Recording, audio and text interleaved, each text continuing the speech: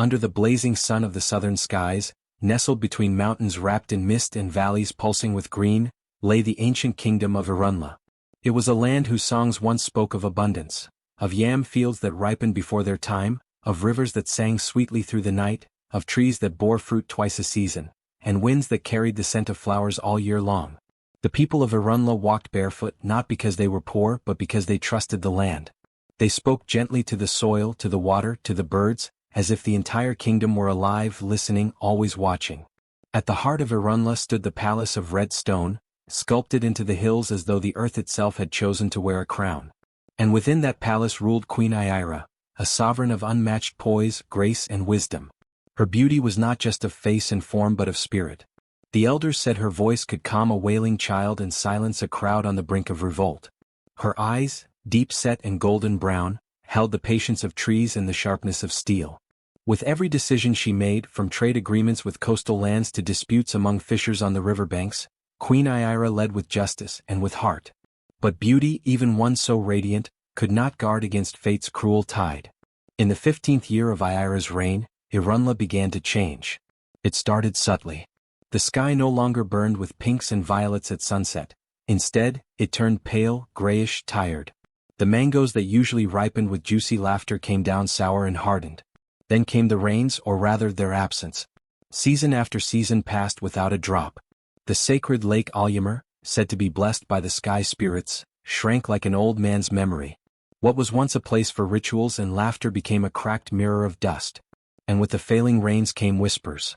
At first, the people of Irunla tried to keep their hope. "It is just a test," said the temple maidens. "The sky sleeps, but it will wake." The farmers sang louder to the earth as they tilled its dry, cracking belly. The merchants lowered their prices so all could eat, even from dwindling stores. But hope, like a candle in the wind, began to flicker. Animals started disappearing. First the birds, then the night-singing frogs. The wind carried strange sounds, not screams, not songs, but something in between. Children began waking in the night crying, saying they saw fire dancing outside their windows. At first, the parents dismissed these as tales born from hunger and fear. But soon, adults too began to hear the fire's laughter. Queen Aira listened to all of it, every report from the provinces, every frightened villager brought to her court. She listened with the same calm she always held. But inside, she too had begun to feel something was terribly wrong. She felt it first in her dreams. At first, it was subtle. A flicker of light, the scent of something smoldering, like roasted plantain left too long on the fire. Then came the full dreams, thick with smoke, bright with flame. She stood in vast halls she did not recognize, their walls made of ash, the ceiling open to a sky red as blood. A voice would whisper her name, then another voice would say a name she could never quite catch. Over and over she awoke covered in sweat, her heart pounding like ceremonial drums. She said nothing to her council. A queen must not show fear. Still her dreams persisted. She summoned her wisest seers, the blind priestess of Obanla who lived atop the Copper Hills, the twin dreamwalkers from the river tribes, and even the child prophet who spoke only once every moon. Each offered riddles instead of answers. One said the fire came for truth. Another said, "When fire writes, only the guilty burn." And the child prophet whispered, "The name you do not know knows you well." In private, Queen Aira began keeping a dream journal. Every night, she would write down what she could recall. The shadows dancing in the corners, the flickering letters that burned into the walls, the red smoke that curled into symbols. She noticed that the name, though unreadable, was always the same shape, long, elegant, sharp at the edges. She began sketching it obsessively. It did not match any name of her ancestors, nor any name listed in the scrolls of Irunla's royal archives. Still, it haunted her, a name not hers but somehow written on her fate. Outside the palace things worsened. A village near the northern forests burned to the ground in a mysterious fire. The villagers swore they heard laughter in the flames and that the trees had bled before catching fire. Another town claimed to have seen a woman made entirely of embers standing on the river at dawn, pointing toward the palace. Superstitions flared. People began whispering about the cursed crown. Murals of the queen were defaced in the night, her eyes scratched out, her lips blackened. Some said the gods had turned against her. Others whispered darker things, that perhaps the queen had brought this upon them. Aira's council urged her to act.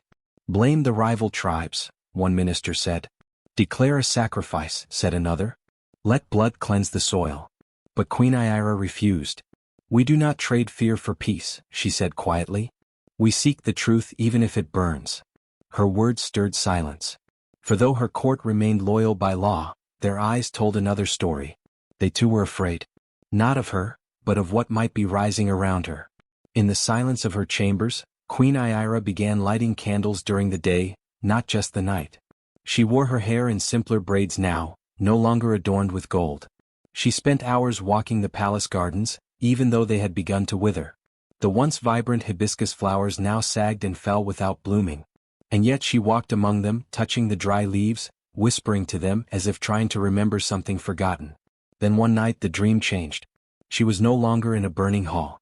She stood on a cliff of ash, beneath a sky that cracked with lightning but gave no rain. Before her was a mirror of obsidian, black, gleaming, reflecting a version of herself she did not recognize. This Ira had eyes of flame and lips that whispered in a language no human spoke. The reflection raised a hand, and fire rose behind her like wings. And in the sky, in flames, the name was written, bold, clear, pulsing with meaning. Ira woke gasping. The name echoed in her ears like a drumbeat, like footsteps approaching from behind. She reached for her journal and tried to write it down, but her hand shook.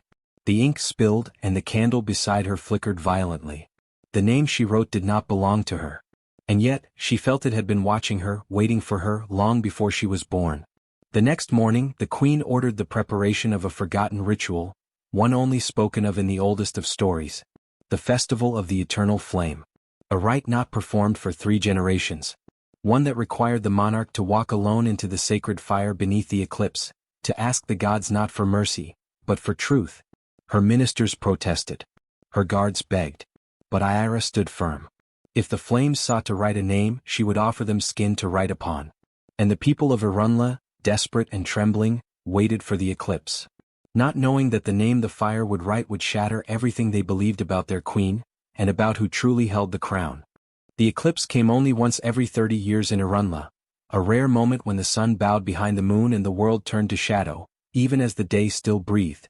It was during this cosmic veiling that the festival of eternal flame was once performed. The elders spoke of it with awe and dread. It was not a celebration but a reckoning. Fire, they said, did not simply destroy, it remembered. It could speak, and if asked with sincerity it would answer. But its answers were never kind. Generations had passed since the festival was last enacted. That time, it was said, the kingdom had faced a terrible plague. The reigning queen then, Ira's great-grandmother, had walked into the fire and emerged marked but alive. 3 days later, the rains returned, and the sickness vanished from the land. Since then, the ritual was deemed too sacred to risk repeating lightly. But now, with famine clawing at the corners of every home and fear bleeding into the very walls of the palace, there was a sense among the people that something more than policy or prayer was needed. Ira's council argued fiercely. Some believed the festival could bring relief. Others whispered of the danger, of what the fire might reveal. For though it cleansed, the eternal flame also exposed hidden truths. Treason. What? Curses buried beneath stone and time. The queen listened, calm as ever, though inside her chest felt heavy. The dream had returned again the night before, the mirror, the winged flame, the name in fire. And this time, when she awoke, the scent of smoke had lingered in her chambers, though no candle burned. She stood before her people in the palace courtyard, her voice unwavering as she declared her decision. I will walk into the flame. If truth is what our kingdom needs, let it burn through me first. The announcement sent ripples through the land. Some cheered, others wept. The queen's bravery inspired both reverence and fear. But none questioned her. Ira had always kept her word. She said she would walk into fire for them, she would. Preparations began immediately. The sacred altar, and used for decades, was cleared and rebuilt at the heart of the Sun Court. Temple priests, their faces painted in soot and white clay, fasted and chanted. Dancers performed the fire-calling ritual across 3 nights. A special robe was woven for Ira, one made of treated silk and golden threads that shimmered like firelight. It was not made to protect her from flames. There was no illusion of safety. It was ceremonial, an offering of dignity in the face of judgment. Ira herself prepared in silence. She ate little. She drank only water drawn from the dying Lake Alyamur. She bathed in river stones and ashes. In the still hours before dawn, she walked barefoot through the palace, revisiting memories. The throne room where she had been crowned. The garden where she had once laughed with her mother. The quiet temple behind the palace, where her father had whispered to the gods and died with his secrets. But as the queen sought clarity, shadows gathered around her, some born of jealousy, others of fear. Among them was Lady Naria, her cousin, and a woman long hidden behind smiles. Naria had grown beside Ira, always in her shadow. They had once played in the same halls, learned the same dances, whispered the same childhood dreams. But where Ira rose into leadership, Naria had been passed over, her royal blood considered a shade too distant, her temperament too stormy. And though she curtsied and smiled and knelt in public, her heart had festered for years. Naria did not believe in fire spirits or prophecies. But she believed in opportunity. And the ritual, she thought, presented one. If Ira did not survive, or if the fire revealed something terrible, the throne would be vulnerable. And should the people call for new leadership in the chaos that followed, who better than the queen's own cousin to guide them? It was then that she began to scheme. In the shadowed corners of the palace, she met with a man named Asu, a disgraced fire priest, banished years ago for practicing forbidden rites. Asu still carried the smell of smoke in his skin, and his eyes burned with the madness of someone who had stared too long into something divine. He had once tried to control the eternal flame and failed. But he claimed to know how to bend fire, to whisper lies into it. With gold and promises, Naria convinced him to poison the sacred oil that would be poured onto the altar before the queen's entrance. The oil, once blessed, was supposed to awaken the flame's truth-telling power. But the corrupted oil, Asu said, would instead turn the fire wild and vengeful. It would twist visions. It would not cleanse, it would consume. Unaware of the web tightening around her, Queen Ira continued her preparations. She rehearsed the ancient chant that had to be spoken before entering the flame. She met with her most trusted advisors and asked them to take care of the people if she did not return. She wrote letters, sealed and tucked away, to those she loved, and to one unnamed person she had dreamed of again and again, though she did not yet understand why. The day of the eclipse arrived. The sky began its slow darkening, like the world drawing in a long, slow breath. Drums beat across the palace walls. Bells rang from every tower. The streets below filled with citizens, their faces painted with ash, their hands clasped in prayer or trembling at their sides. Children watched with wide eyes. Elders hummed songs that had not been sung in decades. Queen Ira, dressed in the robe of flame, emerged from the palace like a sun descending from a cloud. She moved slowly, steadily, flanked by silent guards and followed by the high priests. Her face was bare. Her eyes unreadable. Beneath the darkening sun, she stepped onto the altar, into the circle of embers, and stood at the edge of the fire pit. The corrupted oil had already been poured. The trap was set. She began the chant. And the flames began to rise. The flames curled upward like living serpents, golden and hungry as the queen's voice carried through the courtyard. The chant she spoke was ancient, older than the palace itself, a string of sacred syllables meant to awaken the flame spirit and invite judgment. But hidden in the dance of fire was something corrupt, something sick. The sacred oils had been tainted. The fire would not rise to reveal truth, it would rise to devour. Lady Naria stood in the royal gallery above the courtyard, draped in indigo silk and veiled in ceremony. Her face betrayed nothing. She clutched her fan delicately as all noblewomen did, but behind her eyes burned the satisfaction of a plan set in motion. The crowd below looked on in awe and terror. Whispers fluttered like moths among them. No one knew what the fire would say. No one knew what the queen had seen in her dreams. But Naria did not fear the flame. She had learned long ago that fire only scared those who didn't know how to shape it. She had not always been like this, a woman of silence and scheming. Once she too had run through the palace corridors barefoot, hair unbraided, cheeks flush with laughter. She and Ira had been like twin flames, though not of the same bloodline. Ira was the daughter of the king and his chief wife. Naria, the child of the king's younger brother and a lesser consort, had always been second in title, second in affection, second in destiny. As children the two had been inseparable. They shared secrets beneath the palace steps, plucked mangoes from the same branches, even pricked their fingers to become blood sisters, under a harvest moon. But slowly the world began to shift. Servants bowed deeper to Ira. Priests whispered prophecies in her presence but not in Naria's. Even their teachers praised Ira's calm mind and graceful speech while chiding Naria for her temper and her fire. By the time they were 13, Naria understood. One of them was meant to rule. The other was meant to watch. The bitterness took root in her heart like a weed, slow and choking.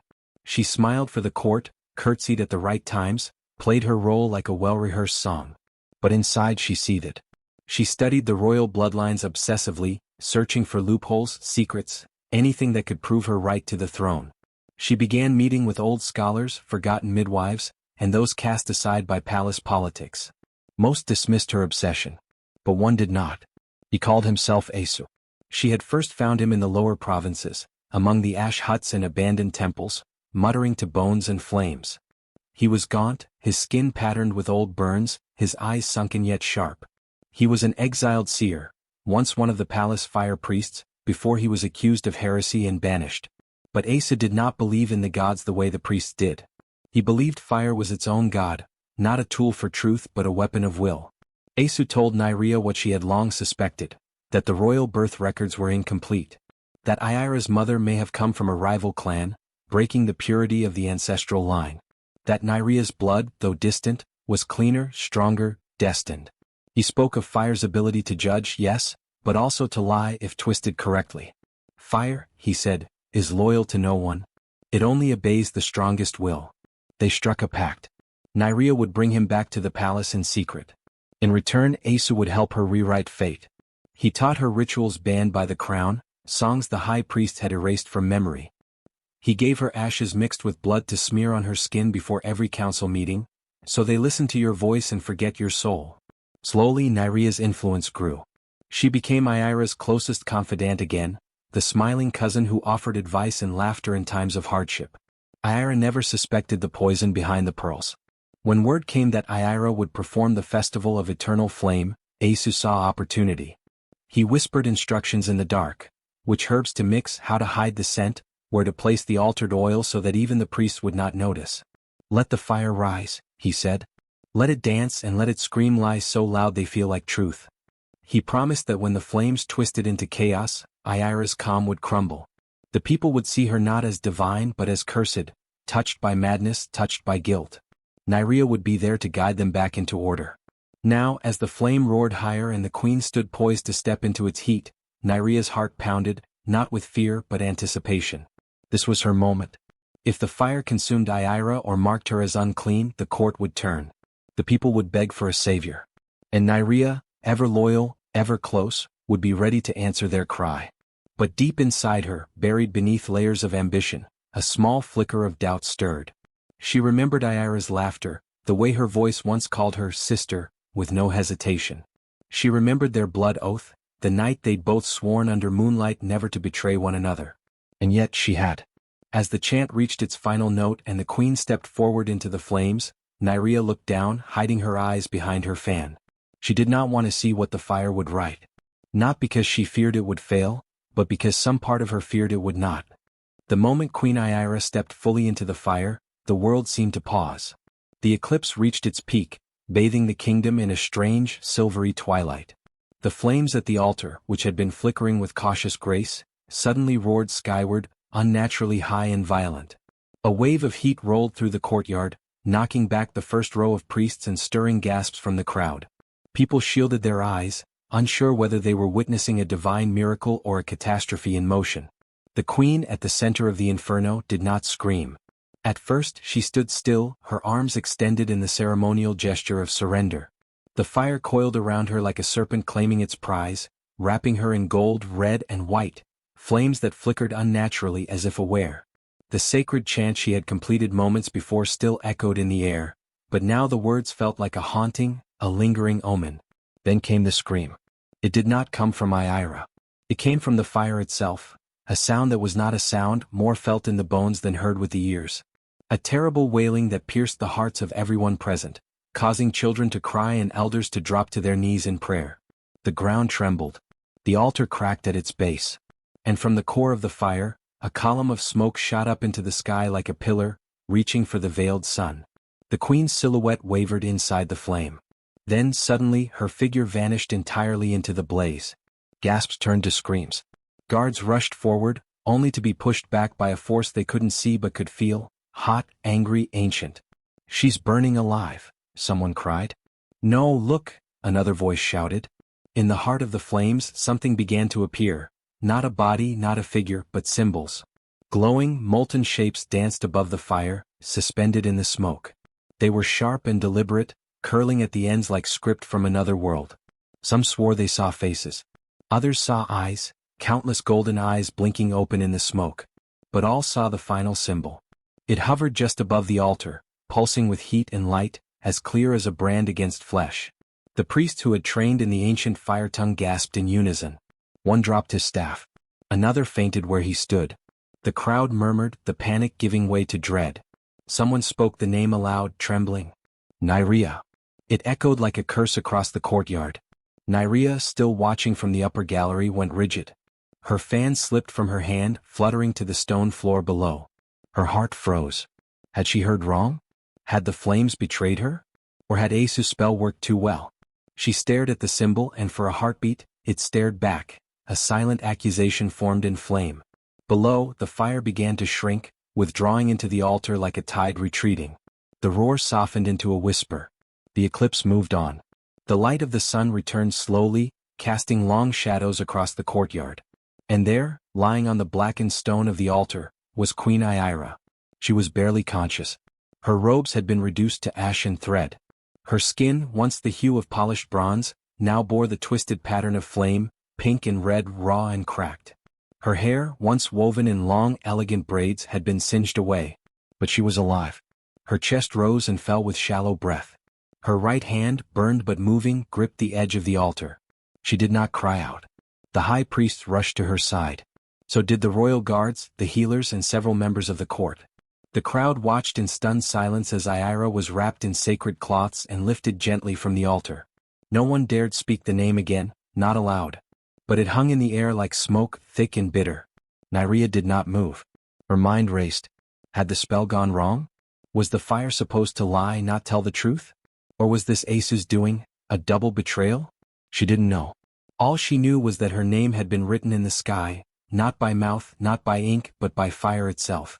That night, Queen Ira was placed in the Temple of Healing, a sacred wing of the palace reserved only for royalty and the gravely wounded. Only a few were permitted inside.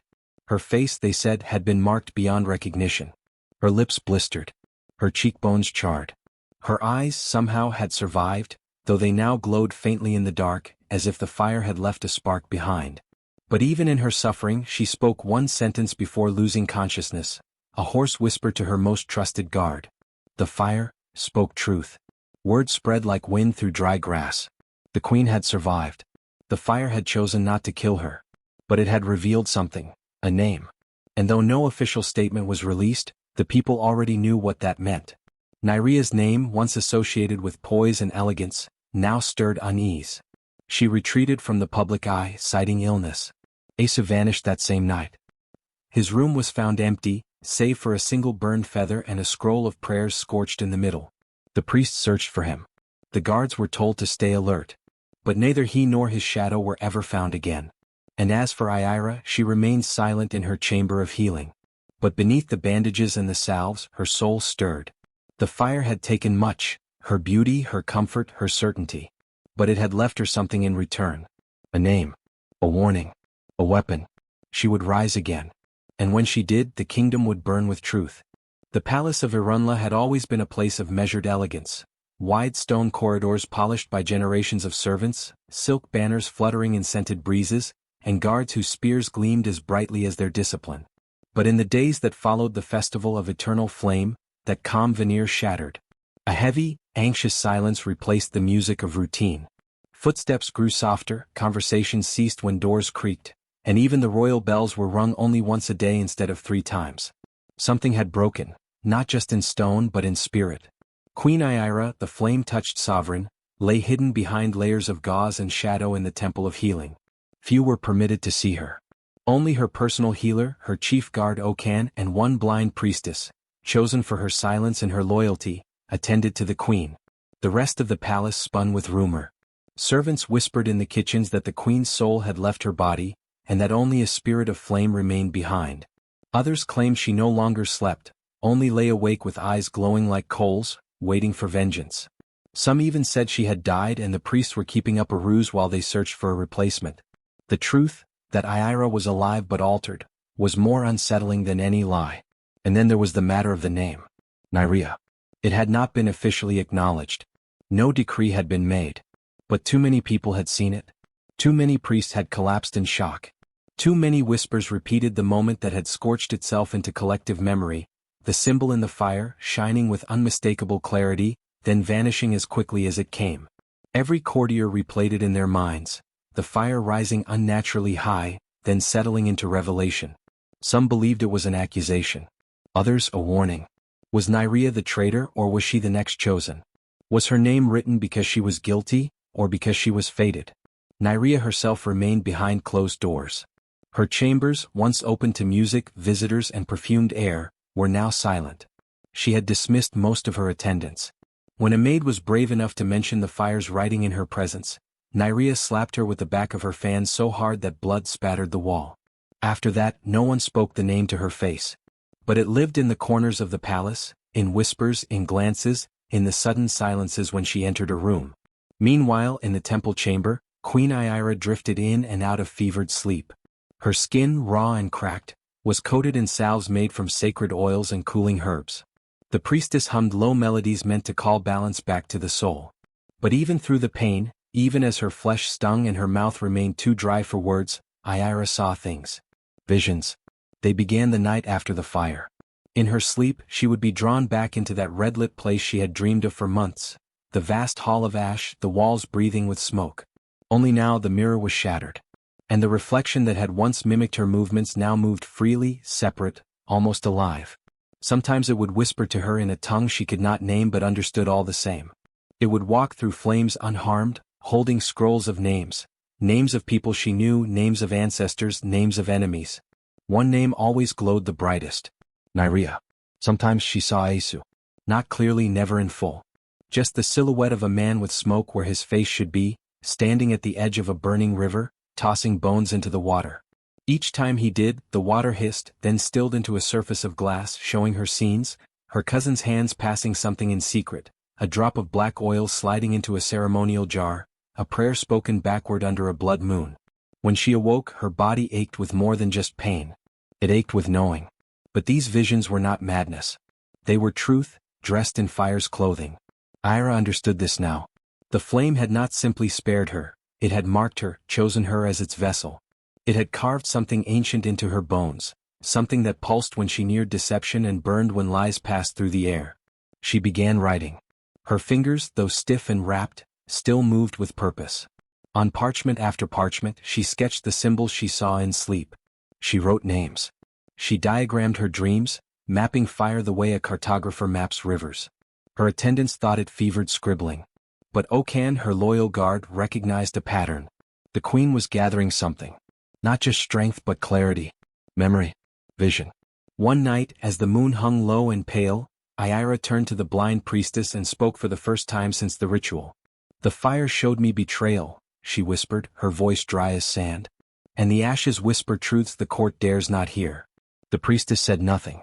She only bowed and placed a fresh sheet of parchment at Ira's side. Outside the healing chamber, the court continued to swirl in confusion.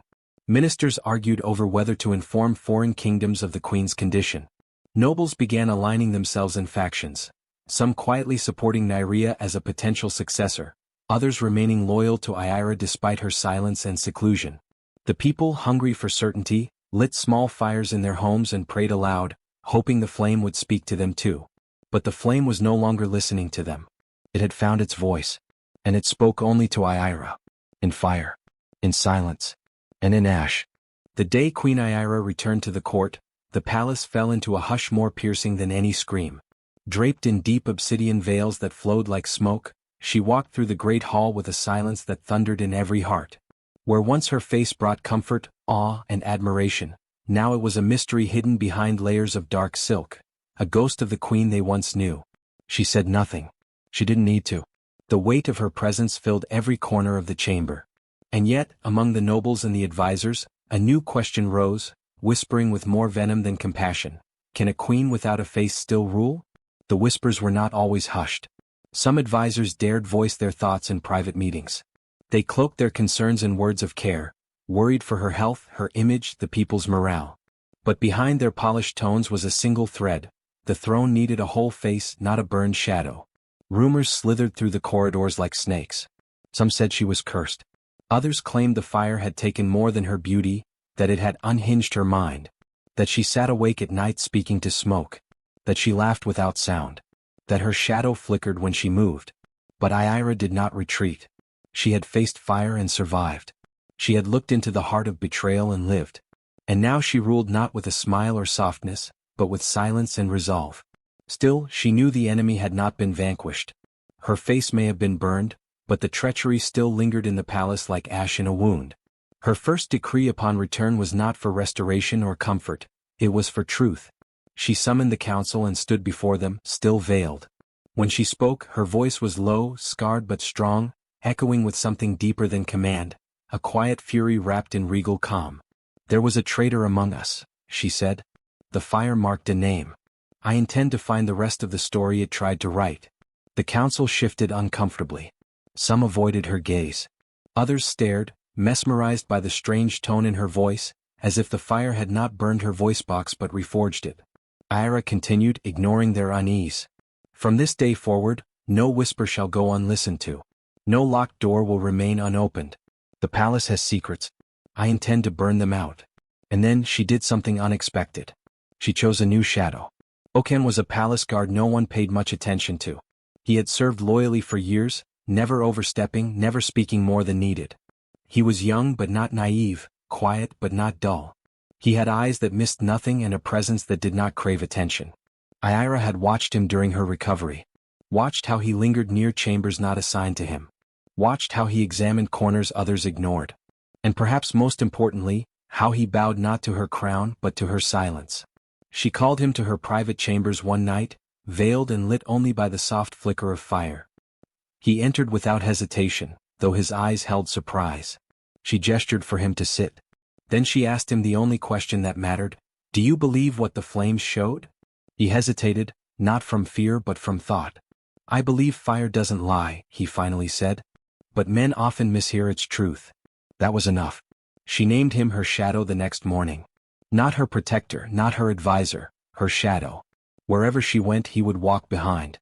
Wherever her silence echoed, his ears would be listening. He was to speak only to her, report only to her, and answer only to her. The nobles scoffed at the appointment. A mere guard, barely 30, promoted to such closeness with the queen? They whispered that she had truly gone mad. That the fire had replaced her mind with smoke. But Ira paid no mind. She did not explain. Shadows did not need permission to exist. They simply did. With Okan at her side, she moved through the palace like a quiet storm. She visited the archives, the servants' quarters, the royal kitchen, the old chapel rarely used since the last eclipse. Always veiled. Always silent. Her presence unsettled many, for it felt like judgment with no words, accusation with no trial. But beneath her silence was strategy. She was watching. Waiting. Listening. And Okan, her quiet shadow, was doing the same. She started receiving anonymous letters, slid under her chamber door at night. Some were warnings. Others were threats. A few contained riddles, lines of prophecy maybe or curses long forgotten. One spoke of a secret room beneath the chapel. Another mentioned a name she had not heard since childhood, a midwife who had vanished after her birth. Through it all, Ira said nothing to the council. Let them squirm. Let them wonder if their queen had turned into myth. What they didn't realize was this: the throne without a face had grown eyes in every flame, ears in every wall. And while they mocked her veil, she was unraveling the knots of betrayal, one ash-stained thread at a time. She had been burned. Yes. But she had not been broken. She was only just beginning. Okan had never believed in spirits. Not truly. But as he sat in the darkened archives of the royal temple, scrolls spread before him like offerings to some silent god, his skepticism began to wither. The oldest records were brittle and strange, written in the curling script of the Flamekeepers, a priesthood long buried by time and politics. And there, scrawled between oaths and rituals, he found mention of something that chilled even his steady heart: the fire spirit of the first throne. The passage was brief. When blood of the line grows silent, the fire shall speak. It does not serve. It reveals. Bound to the flame by royal breath, it writes only truth, and burns all else away. That phrase, writes only truth, it echoed the words the queen had once whispered behind her veil. It cast new meaning on the fire that had consumed her coronation. It wasn't just sabotage. It might have been summoning. He took the scroll to a reclusive temple priestess who rarely spoke to palace men. She sat across from him, face painted in charcoal ash, eyes reflecting flickers of candlelight. When he showed her the passage, she didn't blink. "You're too late to fear it," she said softly. "The fire has already chosen her." Oken leaned forward. "Then why the blaze? Why at her crowning? Who called it?" The priestess looked at him for a long time. Then she whispered, "The fire writes only truth, even if it burns lies away. You must ask what truth it was writing." Those words haunted him as he returned to the palace. What truth had Ayara's flames revealed? Was it betrayal? Was it power? He began to notice things. The way certain nobles flinched when Ayara passed. The way others suddenly changed their allegiances, becoming unnaturally loyal overnight, as if fearing what she might discover. But above all, he watched Naria. The queen's cousin had grown ever more poised since Ayara's return. Too poised. Her eyes always on the queen, yet her smiles never reached them. And though she offered gentle words and generous gifts, her hands never touched the queen's veils. As if afraid the fire might still be alive beneath the silk. Oken started to suspect her. There were whispers that Naria had once held dreams of the crown. That she had been first in line before Ayara's return. That she had grown close with certain temple clerics just before the fire erupted. But nothing concrete. Nothing damning. Still, the fire had not burned at random. Oken began a private investigation. Quiet questions. Recovered letters. Palace maps comparing vent shafts and storage chambers. And late at night, he often stood outside Ayara's chambers, listening to the soft crackle of firelight within, and wondering if it still whispered secrets only the queen could hear. He didn't know yet what the fire had seen. But he was beginning to understand this. The truth had not finished burning. Naria stood before her mirror, running a comb through her raven-black hair, her reflection calm, flawless. Behind that serenity brewed a storm of calculation. The name in the flames had shaken her, but only for a moment. She had quickly understood. A flame's accusation could be twisted, blurred by fear and doubt. All she needed was time, and a web woven tight enough to trap even a queen. She began with the nobles, those ripe with ambition or festering discontent. At midnight feasts in candlelit chambers, she offered subtle whispers and aged wine. "A queen burned is a queen cursed," she said softly, letting the idea take root like poison ivy. "Irunla needs a face it can trust, not one hidden behind silk and silence." She never shouted, she never named herself as heir. She simply leaned into the room and made space for fear to bloom. Many resisted at first. Ayara was loved, even in her brokenness. But Naria was patient. She dug into the archives and retrieved old letters, notes Ayara had written before her ascension, some stern, others full of doubt and weariness. These became tools. With a skilled mimic hired in secret, she began producing false decrees spoken in the queen's voice, claiming tax hikes, regional punishments, and even threats to the noble families who once supported her. These proclamations spread like rot beneath a rose bush, quiet, unseen, but fatal. Naria also staged small scandals. A loyal courtier to Ayara was found with forbidden documents. A shipment of royal grain was mysteriously rerouted to a rival territory. Each event planted suspicion, and Naria fanned the flames with concerned whispers. "What if the fire didn't only scar her face?" she murmured to the Marquis of Dethra. "What if it burned her reason?" The nobles began meeting in secret, first as whispers in corners, then as councils behind locked doors. Naria ensured the right ones were invited, the boldest first. A baron who once owed Ayara his lands now questioned her legitimacy. A duchess whose family Ayara had once refused to elevate suddenly claimed the queen's bloodline was diluted. All voices funneled into one conclusion: Irunla's throne could not be left to a ghost. Behind the scenes, Naria coordinated it all. A forged document here, a bribe there, a gentle nudge to steer their paranoia.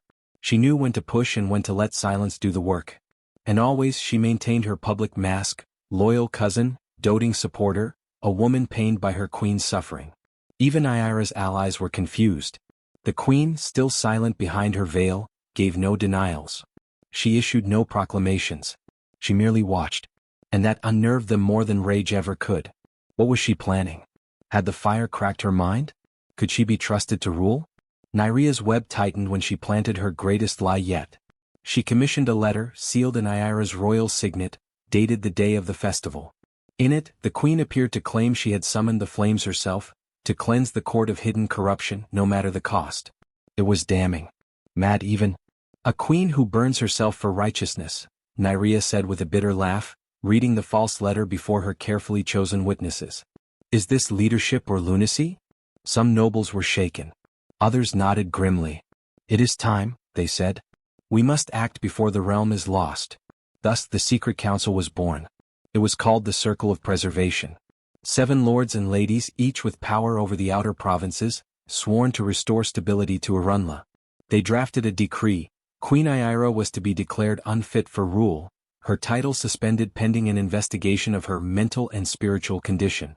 They needed only one more step, the blessing of the High Seer. But here Naria hesitated. The High Seer was a recluse, a man who rarely spoke, but his word held spiritual weight no council could deny. She would need a new tactic for him, a more personal touch. Still, the wheels were in motion. The guards who reported to her had begun shifting their loyalties. She planted doubts in the kitchens and among the chambermaids, whispering tales of a queen who laughed at shadows, who sat too close to open flames, who muttered names in her sleep. And Aira did nothing. No protest. No audience. Only silence and veils. It unnerved even Naria. For all her careful planning, she sometimes lay awake wondering if the queen's silence was not fear, but knowledge. Yet she pressed forward. The throne was almost within reach. In the shadows of her private chamber, she sat beside the mimic, training him to imitate Aira's speech patterns to perfection. Soon, she whispered, you'll speak to the nobles in her voice. Just once. Just long enough to convince them she's mad. The mimic nodded. And Naria smiled, her reflection glowing in the candlelight. She had spun her web. Now she only had to wait for the queen to stumble into it. The sun dimmed once again as the eclipse returned, a rare celestial echo of the day Aira had been marked. The kingdom held its breath. No proclamations had been issued, no celebrations planned. But behind the palace's silent stone walls, something stirred. Aira had summoned 12 nobles, those who had hovered closest to the fire of conspiracy, to witness a private ritual.